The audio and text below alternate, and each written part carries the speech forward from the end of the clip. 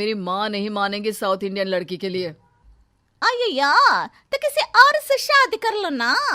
मैं भी अम्मा अपा के कहने पर किसी और जगह पे शादी कर लेती हूँ। अरे पागल हो गई हो क्या? शादी करूंगा तो सिर्फ तुमसे, नहीं तो कंवारा रहूंगा हमेशा। अयो माँ, कंवारा रहेगा तो घर कैसे चलेगा ना। शादी तो करने का रे बाबा। कितनी भोली हो तुम। अच्छा मैं बात करता हूँ घर पर, तुम भी बात कर लेना अपने घर पर। मेरे मम्मी पापा को ना प्रॉब्लम केवल एजुकेशन से होती। अरे यार होती नहीं, होता है वो। खैर लैंग्वेज प्रॉब्लम भी है, करना पड़ेगा कुछ। राकेश घर आता है। अरे दादी, ये पराठा और छोले खा खा कर तो पेट का पिटारा बन रहा है, क्या करें? अरे तेरे बाप को भी ये पंजाबन ही पसंद आनी थी, न जाने क्या देखा, जब से आई है शरीर को तो भटूरा बना दिया है। दादी, मैं माँ को मासी से बात करते सुन रहा था, बोल रही थी कि मेरे लिए भी कोई पंजाबी लाएंगी। अरे नहीं नहीं, ऐसे कैसे पंजाबी लाएगी, ये घर में एक ही पंजाबन काफी है। वैसे मैं तो कोई बिहारी ही पसंद करूंगी, तेरे लिए कम से कम तेल घी सोच कर तो डालेगी खाने में। दादी, वैसे हेल्थ के लिए सबसे अच्छा होता है साउथ इंडियन खाना, ना तेल ना घी, केवल चावल और दाल, लाइट फूड। मैं तो कहता हूँ साउथ इंडियन आएगी तो पढ़ी लिखी भी होगी और भाषा भी नहीं समझेगी आपकी, तो फिर ना लड़ाई ना झगड़ा, बस आराम ही आराम। हाँ हाँ, ये तो ठीक बोल रहा है राकेश। मैं कल ही मैट्रिमोनियल साइट पर तेरी पत्री के साथ डाल दूंगी कि साउथ इंडियन बहू चाहिए। तभी वहाँ राकेश की माँ भी आ जाती है। हाँ हाँ, अगर ऐसी लड़की मिल जाए जिसको हमारी भाषा ही समझ में ना आए तो समझ लो कि मजा ही आ जाएगा, ना कोई टेंशन ना झगड़ा। राकेश को तो लगता है कि जैसे उसे मुंह मांगी मुराद मिल गई। वो अगले दिन रिद्धिमा को लेकर घर आ जाता है। अरे वाह, कितने सुंदर नयन नक्श है। नाम क्या है बेटा? अये माँ, मेरा नाम रिद्धिमा होती। अरे कितना मीठा लग रहा है ना इसके मुंह से हिंदी। अब माँ, मैं रिद्धिमा से शादी करना चाहता हूँ। इसके घर वालों को तो मैं पसंद हूँ, आप लोग भी देख लीजिए लड़की। अय्या, देख लीजिए लड़की, कोई पसंद नहीं आया तो मैं है ना शादी के लिए। अरे मैं तुम्हारे लिए ही बोल रहा हूँ यार। अच्छा, क्या क्या बना लेती हो बेटा?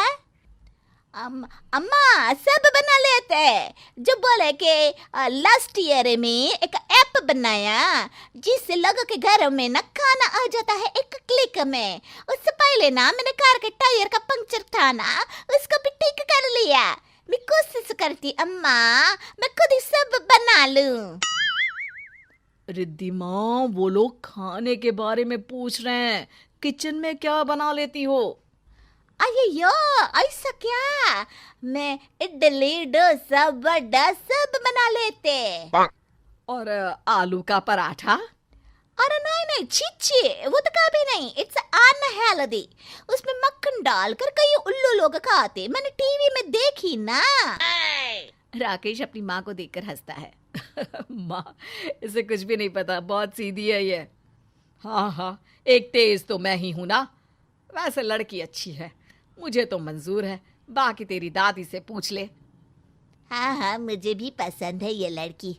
कम से कम डाइट कंट्रोल तो हो ही जाएगा घर में। तो क्या अम्मा, मैं सिर्फ खाना पकाने को इस घर में शादी करके आती? अरे नहीं नहीं, वो लोग मजाक कर रहे हैं। मजाक?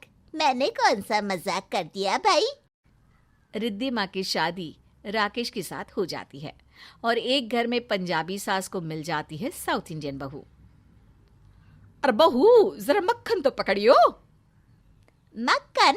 मक्खन तो मैं फेंक देती, वो किसी काम का नहीं होता। अरे पागल हो गई हो क्या? मक्खन फेंक दिया, अब पराठे में क्या लगाऊंगी मैं? पर्रट नहीं, इडली खाने का, और वो भी इस केले के पत्ते में जमीन के ऊपर बैठ कर। जमीन पर? अरे जमीन में बैठ जाऊंगी तो उठूंगी कैसे? अम्मा यहीच बात होता मक्खन घी का कर चर्बी चढ़ा लेता। अब हेल्दी खाता तो चर्बी घटता ना। मुझे तो बहुत अच्छा लग रहा है ये खाना। बहू बुरा मत मानना, लेकिन एक बात बताओ, तुम्हारे यहाँ सब काले रंग के क्यों होते हैं?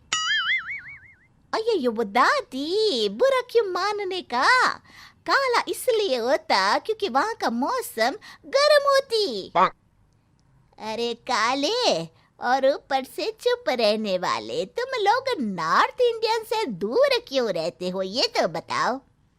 दूर नहीं रहती, वो लोग दूर रखती, क्योंकि हम लोगों की भाषा में दिक्कत होती ना। और एक बात, अस्पताल में भी तुम लोग ही सिर्फ ज्यादा काम क्यों करते हो?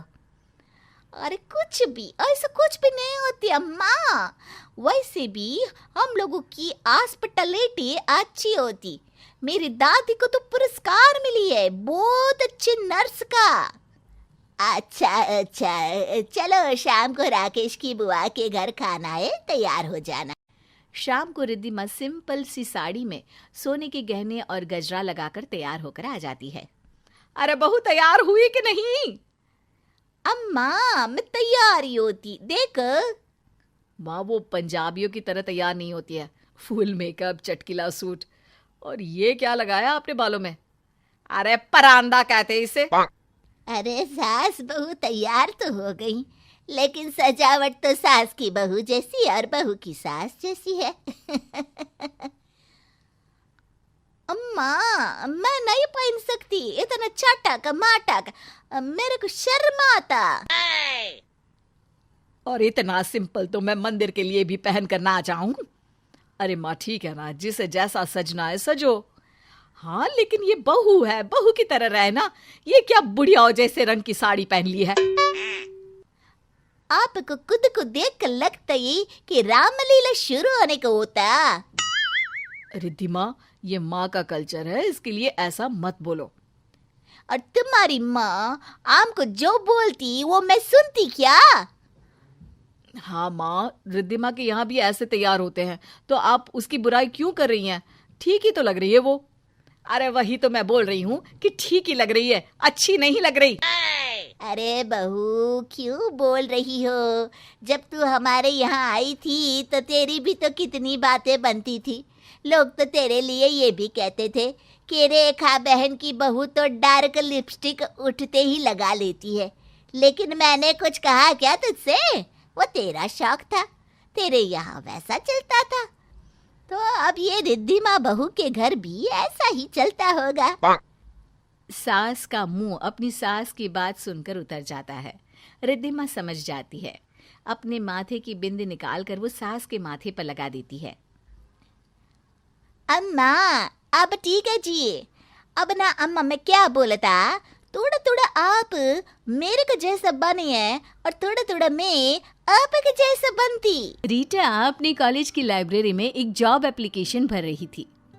तभी उसका मोबाइल बजता है, जिस पर उसके पापा का कॉल आ रहा था।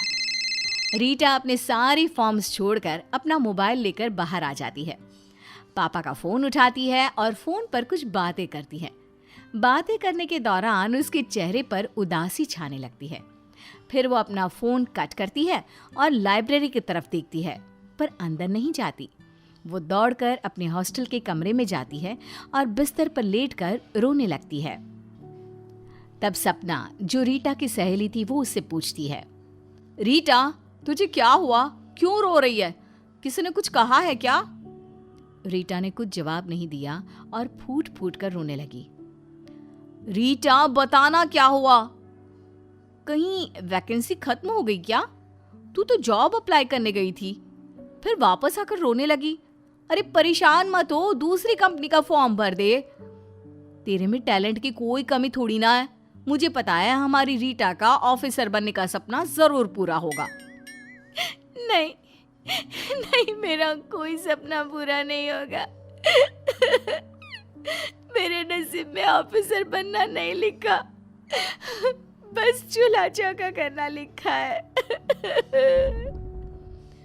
अरे क्या बोल रही है तू? किसी ने कुछ कहा है क्या? तू मुझे उसका नाम बता, बस अभी उसकी खबर लेती हूँ। किसकी हिम्मत हुई है हमारी रीटा को कुछ कहने की? तेरे जैसी बुद्धिमान लड़की को कैसे कोई उल्टा सीधा बोल सकता है? सपना, किसी और ने नहीं, मेरे खुद के पापा ने कॉल किया था। ओ, तो अंकल जी गुस्से में कुछ बोल गए होंगे। अरे तुम इतनी दुखी क्यों हो रही हो? अब तुम मुझे साफ साफ बताओ, क्योंकि अब ना मेरा सर फटा जा रहा है। सपना, अगले महीने मेरी शादी है। पापा ने लड़का देख लिया है और उन्होंने शगुन का पैसा भी दे दिया है। अरे ऐसा भला कहीं होता है क्या? वो भी आज के जमाने में। अरे तू इतनी पढ़ी लिखी लड़की है, पापा की बातों में कैसे आ गई? उन्हें कह दे कि अभी शादी नहीं करनी, और शगुन का क्या है, सोच लेंगे कि दान में कुछ पैसे दे दिए। नहीं सपना, तुझे तो पता है हमारे नॉर्थ का कल्चर, जुबान की कीमत जान से भी ज्यादा होती है। पापा ने कहा कि शादी अगले महीने है, 1-2 दिन में वापस आ जाना, और लड़के वालों से कभी ये ना कहना कि मुझे नौकरी करने का शौक है। रीटा, तुम जो कह रही हो ना, वो कैसे मान लूं मैं? तुम ना लड़की को जानती हो, ना ही कभी मिली हो। कैसा परिवार है, कितने लोग हैं, क्या करते हैं, क्या रहन सहन है। अरे कैसे एडजस्ट करोगी तुम? सबसे पहले तो मुझे ये समझ में नहीं आ रहा कि तुम मान कैसे गई ऐसी शादी के लिए। मान नहीं गई सपना, माँ बाप को बस ना नहीं कह पाई। उन्होंने कहा फैमिली साउथ में रहती है और लड़का इंजीनियर है, जॉइंट फैमिली है, बस। रीटा की बात सुनते ही सपना की आंखों में आंसू आ गए। दोनों एक दूसरे के गले मिलकर रोने लगी। थोड़ी देर बाद रीटा अपना बैग पैक करने लगी। दोनों दोस्त बातें करते करते सो गई। अगली सुबह रीटा अपना सामान लेकर हॉस्टल से बाहर आई। सपना और रीटा एक दूसरे को गले लगे और फिर रीटा ऑटो पकड़कर चली गई। लगभग 2 महीने बाद रीटा का मोबाइल बजता है। उसने देखा तो सपना का वीडियो कॉल आ रहा था। रीटा ने फोन उठाया। अपनी दोस्त को इतने महीनों बाद देखकर उसकी आंखों में आंसू भर गए। हाय मेरी जान, मेरी दोस्त रीटा, तू तो एकदम बदल सी गई है। ये सब क्या पहन रखा है? इतने सारे गहने, नाक में इतनी बड़ी रिंग, कानों में झुमका, मांग टीका, गजरा। बाप रे रीटा, तुझे दर्द नहीं होता ये सब पहनकर? कैसे संभालती है तो इन सब चीजों को? इतनी सारी ज्वेलरी, उफ। और बता, जीजू कैसे हैं? तेरे ससुराल में सब कैसे हैं? सपना तो बिल्कुल नहीं बदली, एक बार में सारे सवाल कर दिए। बताती हूँ तुझे सब कुछ। रीटा अपनी शादी के बाद की सारी चीजें बताने लगी। कैसे उसके ससुराल वालों ने उसका स्वागत किया, उसके साथ कैसा व्यवहार किया और उसके साथ क्या हुआ। शादी के कुछ दिनों तक तो सब ठीक था सपना। मैं अपने कमरे में ही रहती थी और घर के लोग खाना पीना सब कमरे में ही दे देते थे। थोड़े दिनों बाद मेरी सास ने मुझसे कहा कि अब घर का काम संभाल लेना, तो एक दिन मैं तैयार होकर नीचे गई। अम्मा रीटा, ये क्या पहना है जी अम्मा? तुम्हारे को इतना गहना दिया, पहनो ना। माँ जी, मैंने तो सब पहना है, साड़ी, गहने, सिंदूर, मंगलसूत्र। अम्मा नहीं अम्मा, मैं दिखाती तुमको पहनना किसको कहते जी। बड़े बहू अम्मा, छोटी बहू अम्मा। जैसे ही मेरी सास ने अपनी दोनों बड़ी बहुओं को बुलाया, उन लोगों को देखकर मेरे आश्चर्य का ठिकाना ना रहा। दोनों बहुओं ने सर से लेकर पांव तक सिर्फ गहने ही गहने पहन रखे थे। उनकी चमकती साड़ी, उन्हें देखकर लग रहा था जैसे वो अभी किसी शादी में जाने वाली हो। माथे का गजरा, मेकअप, सब एकदम टॉप क्लास। अम्मा रीटा, जाओ ये सब पहन कर आओ। हमारे यहाँ तुम्हारे नॉर्थ जैसे गरीबों वाला कल्चर नहीं है। हम यहाँ साउथ में खूब शौक से सजते हैं और खुद को बहुत सुंदर सुंदर दिखाते हैं। माँ जी, वो इतना सब पहनकर घर का काम करने में बहुत दिक्कत होगी, मुझे आदत नहीं है। अम्मा, साउथ में बहुएं बहस नहीं करती। अब जल्दी से जाओ और रसोई में जाकर सांभर, दही भात और नारियल का चटनी बनाओ। सास की बात सुनकर रीटा अपने कमरे में जाकर सजने लगी। फिर वो अपनी दोस्त को फ़ोन करके बताने लगी कि कपड़ों की बातचीत के बाद क्या होता है। सपना, उसके बाद से मैंने वैसे कपड़े पहनने शुरू कर दिए। अब हर समय मैं ऐसे ही कढ़ाई की हुई साड़ी, गजरा और गहने पहनती हूँ। किसी दिन भी मैं कुछ हल्का नहीं पहन सकती। माफ करना रीटा, पर तुम्हारी बातें सुनकर ना मुझे साउथ इंडियन मूवी की याद आ गई। पर ये तो बता, तुम वहाँ का खाना कैसे बनाती हो? और हर दिन क्या रसम सांबार यही खाती हो? अरे खाने का तो पूछो मत। अब तो मुझे लगता है कि मेरी ज़िंदगी में सजना सवरना लिखा है, और खाना तो मैं भूल चुकी हूँ कि रोटी, दाल, सब्जी किसको कहते हैं। तुम्हें पता है, जब मैं पहली रसोई में गई, रीटा अपने रसोई घर में जाती है और खीर बनाती है। तभी उसकी सास आती है। अयो, ये क्या बकवास खाना बना रही हो रीटा? ये सब हम नहीं खाते जी। माँ जी, मैं तो खीर बना रही हूँ। आपके बेटे ने कहा कि घर में सबको खीर बहुत पसंद है। अयो, चाटे बाबू अम्मा, हमारे खीर में नारियल का दूध और नारियल के टुकड़े होते हैं जी। हम सब सिर्फ गाय के दूध का खीर नहीं खाते। और बाकी का क्या खाना बना रही हो ये तो बताओ। माँ जी, मैं पालक पनीर, जीरा राइस और दाल तड़का बना रही हूँ। और माँ जी, मैंने सलाद भी काटा है। आज मैंने सोचा कि पहला दिन है तो कुछ अच्छा खाना बना दूँ। रीटा की बात सुनकर उसकी दोनों जिठानियाँ और सास ठहाके लगाकर हंसने लगी, जैसे उसने कोई जोकर वाला काम कर दिया है। हंसते हंसते वो सब लोटपोट होने लगी। रीटा की आंखों में आंसू आ गए। अरे चाटे बाबू अम्मा, ये सब खाना तुम्हारे नॉर्थ के लोगों के लिए है। जल्दी से सांभर, चटनी और लेमन राइस बना दो। आज सब लोग वही खाएंगे। पर माँ जी, मुझे ये सब बनाना नहीं आता। हमारे यहाँ पर खट्टा खाना नहीं खाते हैं। कहा था मैंने, अरे नहीं लाते नॉर्थ के बहू, पर मेरी किसी ने नहीं सुनी। अब बड़ी और मछली बहू, तुम दोनों इसको हमारा खाना बनाना सिखा दो। सास के कहने पर दोनों बड़ी बहू ने रीटा को खाना बनाना शुरू कर दिया। तीनों मिलकर किचन में काम करती हैं और सास वहाँ से चली जाती है। अब फोन पर सपना पूछती है। अच्छा रीटा, ये तो बता, कैसा बना तेरा सांबार, लेमन राइस और चटनी? ये तो तूने कभी बनाया ही नहीं था। फिर सबने खाना खाकर क्या कहा? तुझे सुनकर विश्वास नहीं होगा। जब मैंने सबको खाना परोसा, जब टेबल पर मैंने खाना लगाया, तो मेरी सास और मेरी जिठानियों ने खाना खाया और कहने लगी, सब कुछ तो ठीक है, पर अम्मा बहू, रसोई तो तुम बढ़िया कर लेती हो, पर सांभर में थोड़ी इमली और गिरती, नारियल की चटनी में खट्टा कम है, और लेमन राइस में लेमन भी और डालना अगली बार से। जी माँ जी। अब फोन पर सपना कहती है, अरे बाप रे, इमली, खट्टा और नींबू, ये सब सुनकर मेरे दांत खट्टे हो गए। पर तेरी कहानी किसी सिनेमा से कम नहीं है। अच्छा ये बता, अगर तुझसे कोई पूछता है कि शादी के बाद कैसा लग रहा है, तो तू क्या कहती है? शादी के बाद से मुझे सब खट्टा लग रहा है।